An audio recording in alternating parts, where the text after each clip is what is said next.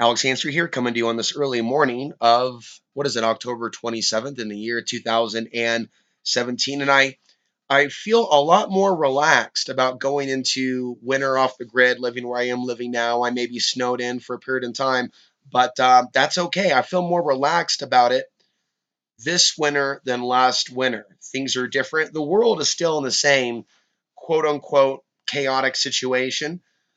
But I think that there is some positive things that we need to be discussing. One of those things is restoring relationships in communities. A lot of us have been divided over lines like race and religion and politics. And with an aspect of the population, you're going to have people that aren't as affected by the divide.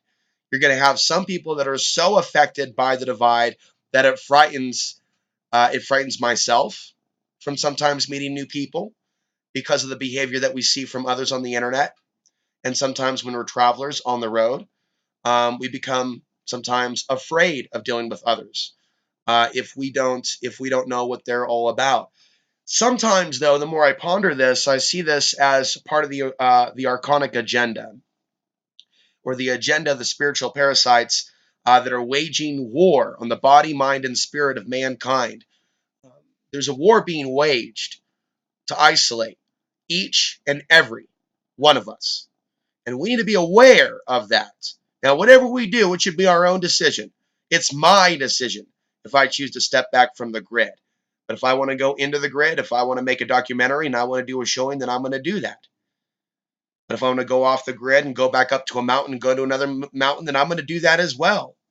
And avoid the temptations of this world, because we only live for a certain particular period in time. And I believe that we are here on this planet to do great things. That doesn't mean that you can't party and get down, get down, get down, get done, and just go all out at the buffet with the men, with the women. Have your cup and overfill it, and have some more cake too. And then just look at yourself and ask yourself, is that where the happiness is? Or if it's a media person, a YouTuber, yeah, go ahead and just do a tap dance to get 1 million subscribers or to have that much support. People might find that they're compromising their soul. As I said before, when I look at, my own interaction with my audience, and I have no illusions of grandeur at this point. My consciousness this year in this moment feels more clear than even several months ago, let alone last year. I feel like a different person. I feel like it's not my job anymore necessarily to warn people about, for example, World War III, because I've spent a good chunk of my lifetime. And I don't deviate from theory to theory and geopolitical analysis to geopolitical analysis like others. I've given you my warning. I put together a few videos to kind of give you a timeline of how I think things could go. And in the meantime, I think that here in the United States, those of us that are aware enough of what their plans are, we need to heal the wounds within our community that are there. There's a person that came up to me and said hi because he recognized me from the internet. I've been recognized a few times locally. That's the impact that I've had from my YouTube channel. That even if I want to go live somewhere and not get political locally, or just focus on the larger issues, there are people that are going to still recognize me from the internet. And because of the things that I have been exposed to on Facebook, we've talked about this, I've talked to you about this in past videos, the disinformation that does exist on the internet that is geared towards dividing us. It can affect each and every one of us. There are people that are conditioned to be afraid of an invasion from the outside, from particular religions. And then there's ways in which we can become afraid that we could be marginalized as an immigrant ourselves, if we may see ourselves or be told by others that we're not as white as the rest. And to be aware of that and to talk about that isn't to attack anyone, but I really shouldn't have to say that. And I think there's some more people that get it that didn't get it last year.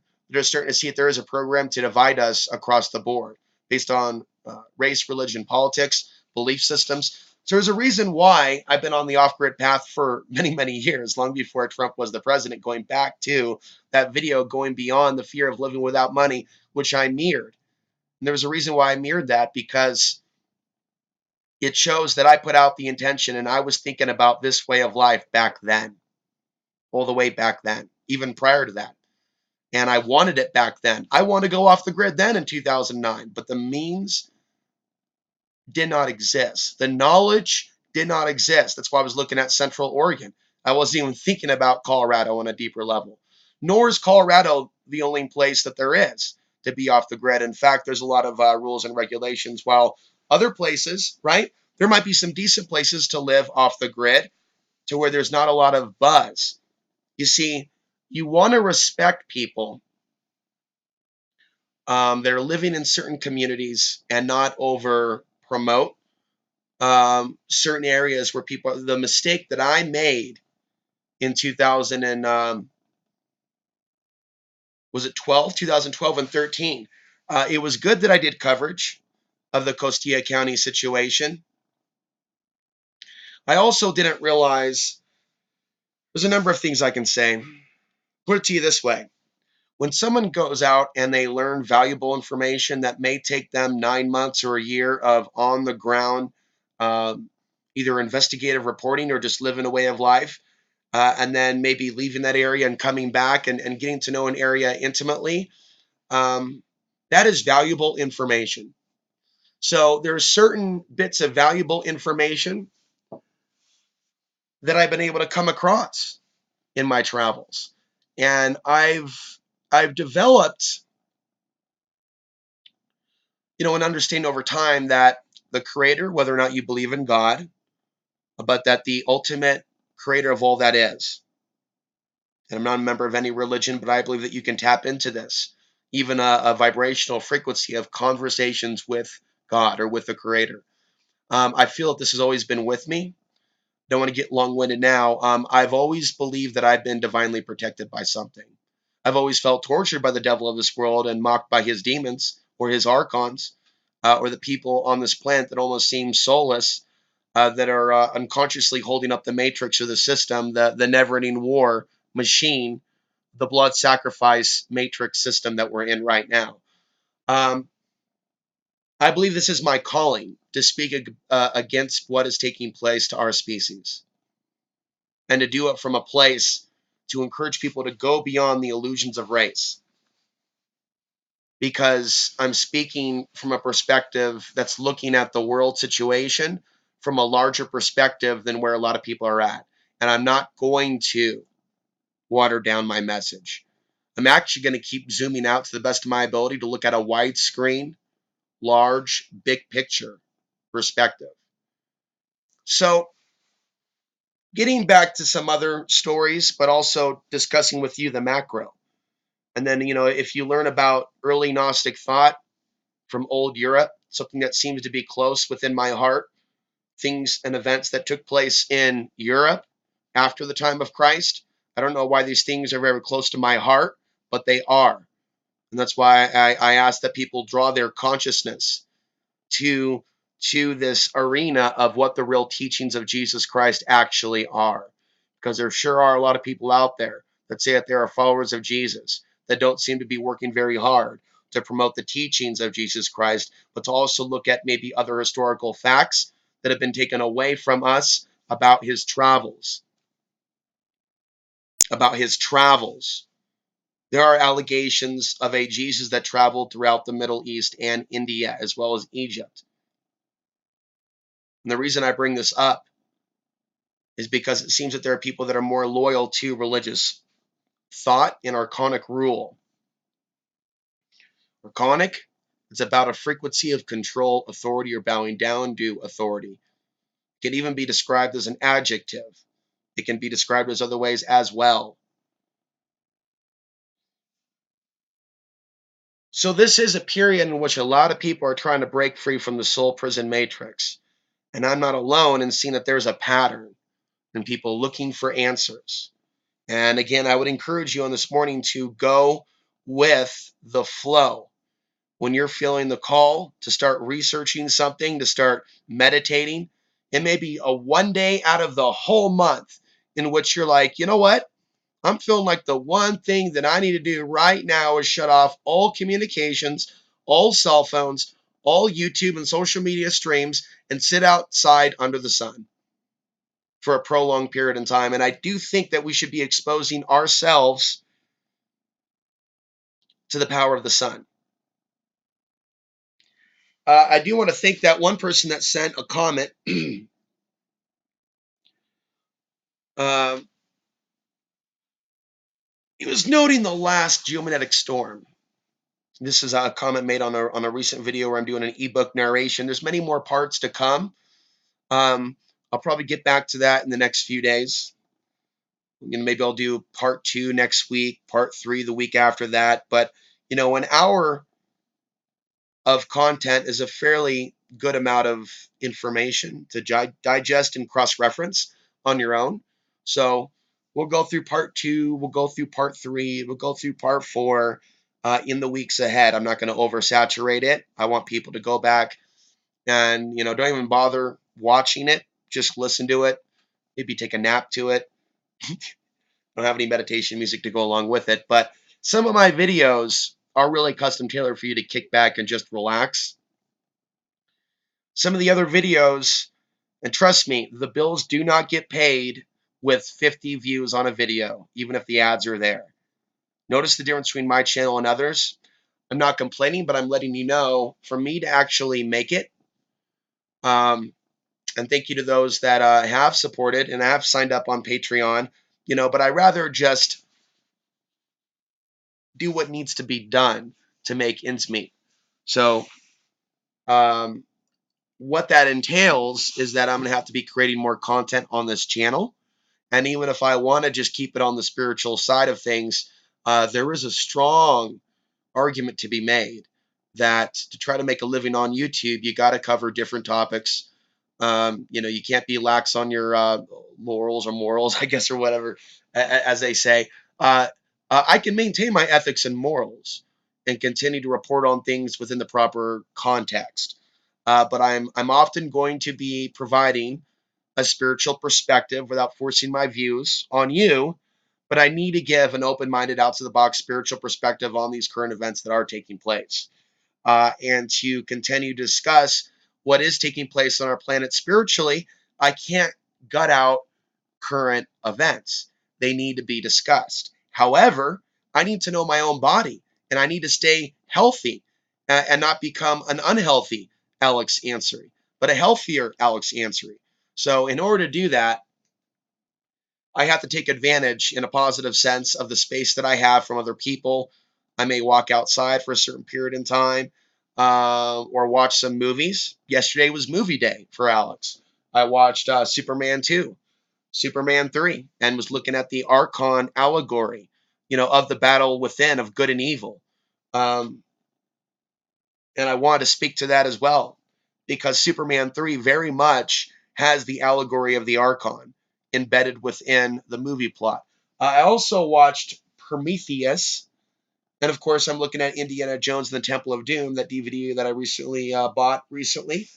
Of course, I've seen that many times as a kid. That, of course, has an Archon analogy or allegory, as we actually see persecution of a village in India where the people doing the persecuting are going after certain minerals, gems, rocks that they believe will give them the power. And then we're dealing with blood sacrifice, themes of that nature. It's really interesting. A lot of people are aware of like the child abuse, underground networks, human traffickers, and they also know about sacrifice, symbolism, and Bohemian Grove. But yet, when it comes to Middle East politics, and this is something for everyone to reflect on, the main blood sacrifice or sacrifice energy isn't actually Moloch at Bohemian Grove. It's the actual ongoing genocide in the Middle East, the millions dead.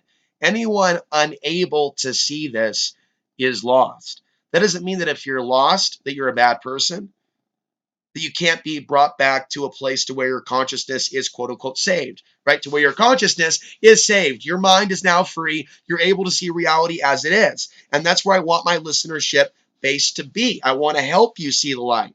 Because if you don't see the blood sacrifice ritual going on since 9/11, I don't know that I can help you now. I believe there's been plenty of data, and I believe that anyone that doesn't feel anything, right? Anyone that doesn't feel anything regarding millions of dead, I don't know that they can be helped. I believe strongly that that's wishful thinking, that they can be helped. A certain amount of them may be able to be helped. I mean, there are examples being put out there in the media where people are encouraging people to at least attempt to make a difference, where people are talking to white supremacists that are coming to some of the rallies and offering them hugs instead of offering them a fist and saying punch a Nazi.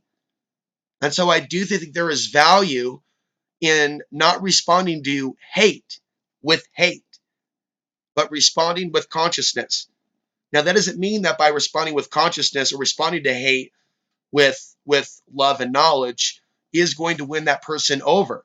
It might make them angrier over time. They might even feel challenged that they have to maintain accord with someone for several years until they can shake their spiritual nature and make them angry and hateful like them.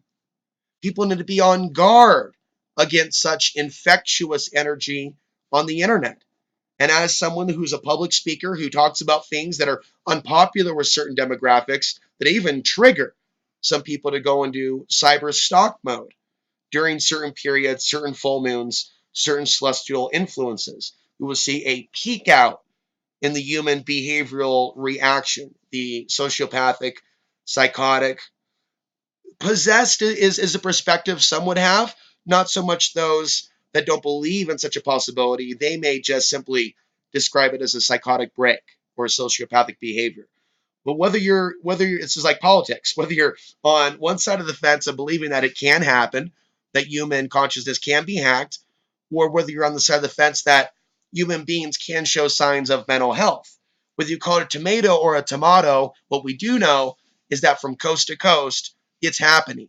There are famous people now that have written books about the troll epidemic.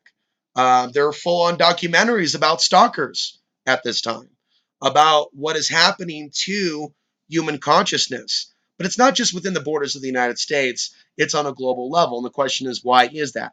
Why are we reading about some more violent crimes in the UK, for example?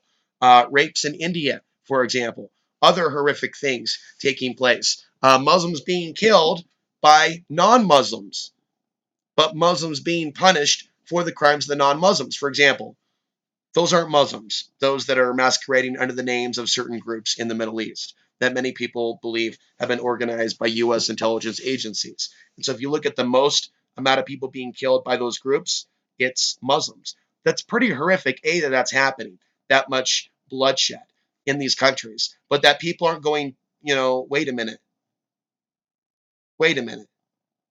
These groups that are so allegedly about that religion, Islam, are killing other Muslims?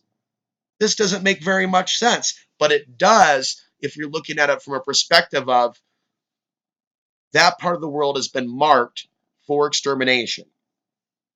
And I believe that the devil of this world, or whatever the alien agenda is, it is a culling of the Middle East and Middle East bloodlines. This planet and the kind of humans that are going to be walking on this planet are going to be very different in appearance in the coming years. And I believe that's why we're getting a lot of the fallen god, Nephilim symbolism within our culture. I believe that's why we're seeing the sexualization of the youth. That's why I believe they created a fake white genocide narrative to numb people out and create a divide over certain issues while they actually prepare another white genocide or culling or a white slavery program. People like myself have been talking about that and World War III, but we will find ourselves still under attack from some white supremacists that will see our birth as a threat to their reality and their safe space.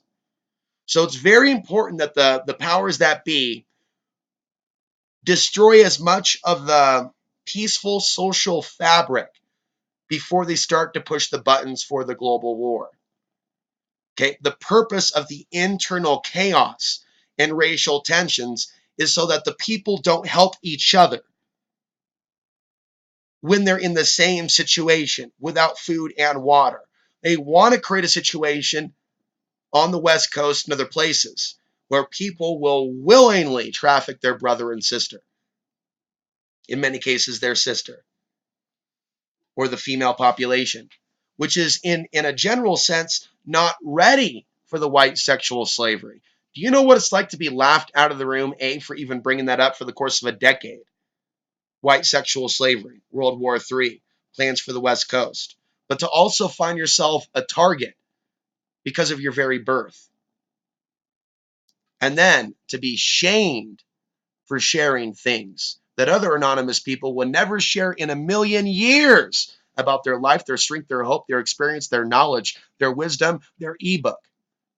We live now in the generation where people that have an inability to create their own knowledge and teachings and understandings attack those who do have the understanding. What type of a planet or reality is this? Why would we be confused that some people aren't able to understand the archonic agenda or the archonic influence when they literally possess the archon mind, the stalker mind, the genocidal mind, the rapist mind? That's what we're seeing time and time again with a lot of these individuals. And I talked about it earlier this year, and I'll say it again. Coming to the aid of people being victimized will get the would-be hero or person trying to raise awareness attacked him or herself. I've seen women threatened with rape on the internet. I've seen women go along with women being threatened with rape on the internet. I've seen how the issues that I have raised about the things happening to others, right, has made me a target from time to time. And I look at the future and I understand what the goal is of some of this targeting. It's to end criticism of the wars, to end commentary on the manufactured racial tensions, to end the call for compassion for all forms of life and end the madness, and so much more. And it's always when I start talking about the archons. And that's why I learned when you talk about certain things when you're a traveler and you go into certain areas, if you're there to expose things or if you're doing things in general, there's going to be bad luck and interference.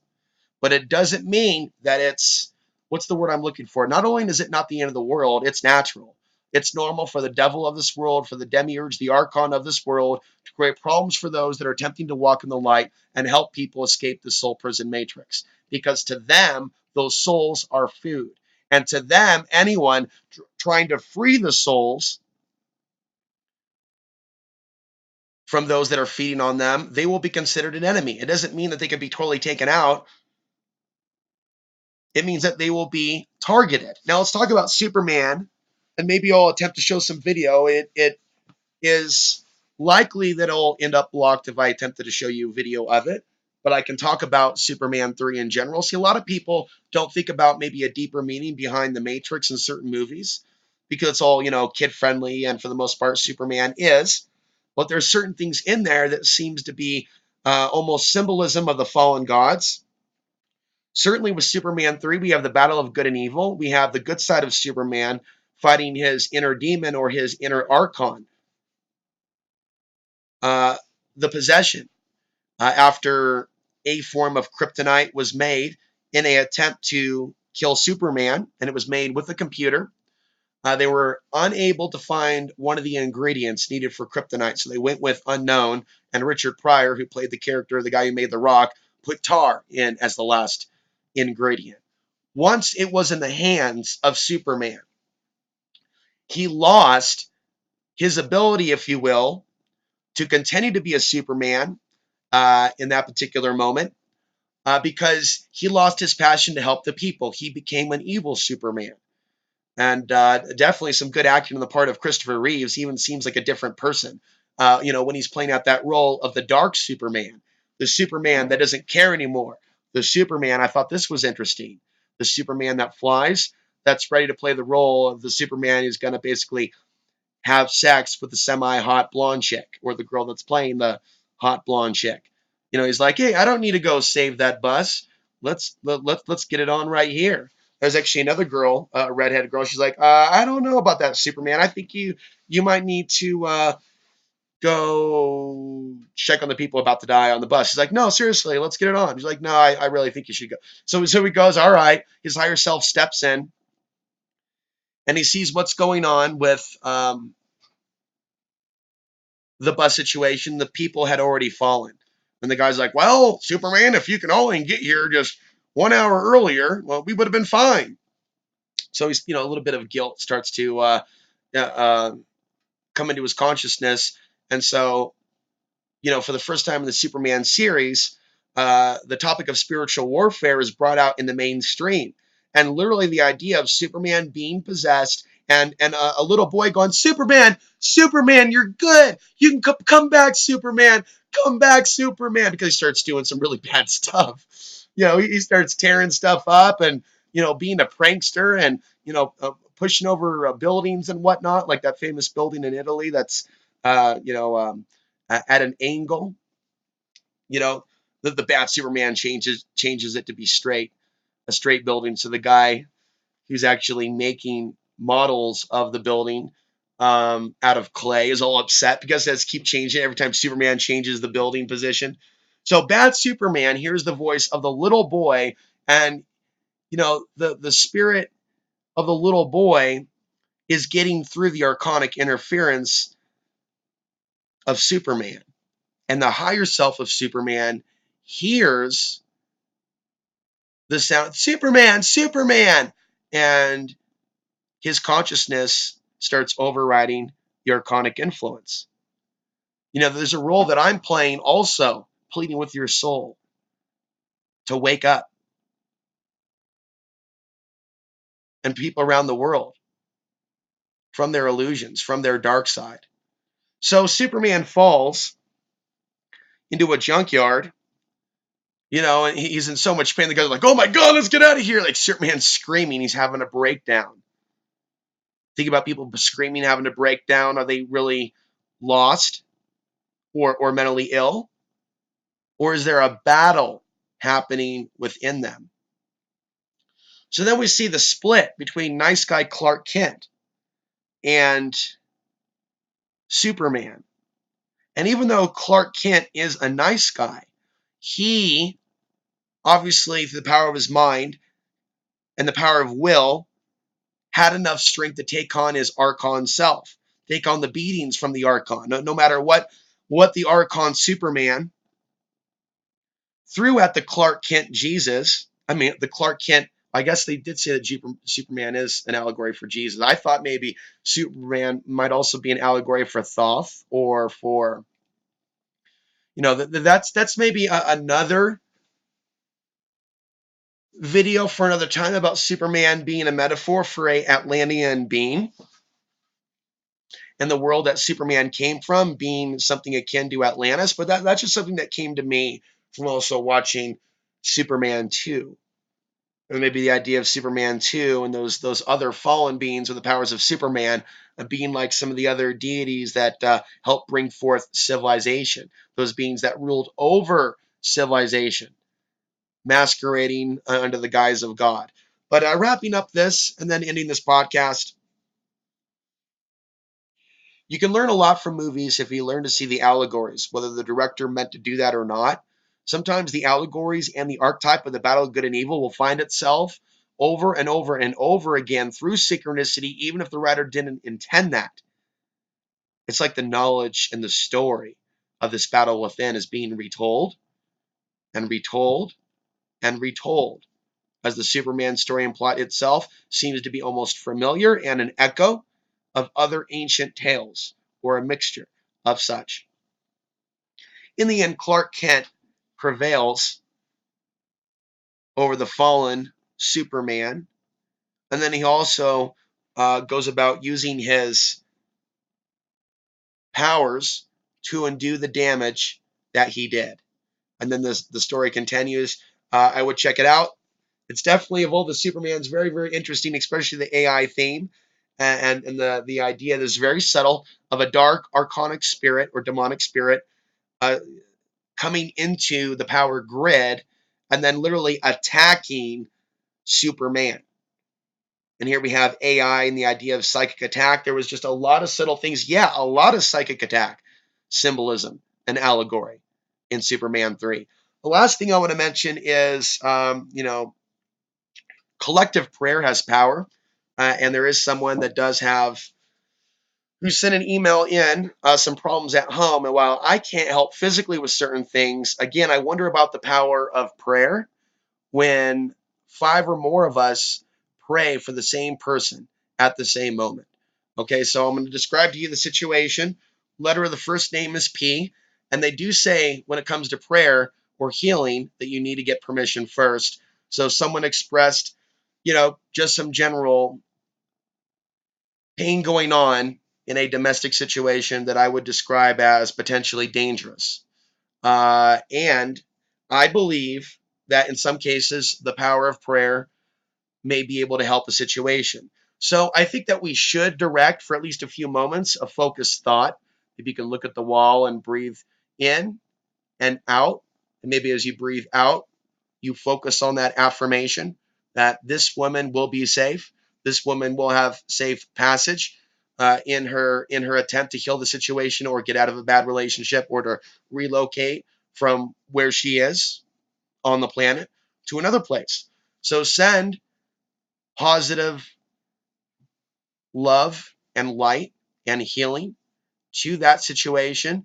Um, that is one thing that I think that I can do, being here on YouTube. And that is something that, especially those of you that are females. So we'll put together the power of prayer, several females giving energy, love and light, and safety energy frequency to someone in uh, the area of, the middle of America, somewhat within 1,000 miles of where I am now. And so send positive energy to that situation for it to be resolved.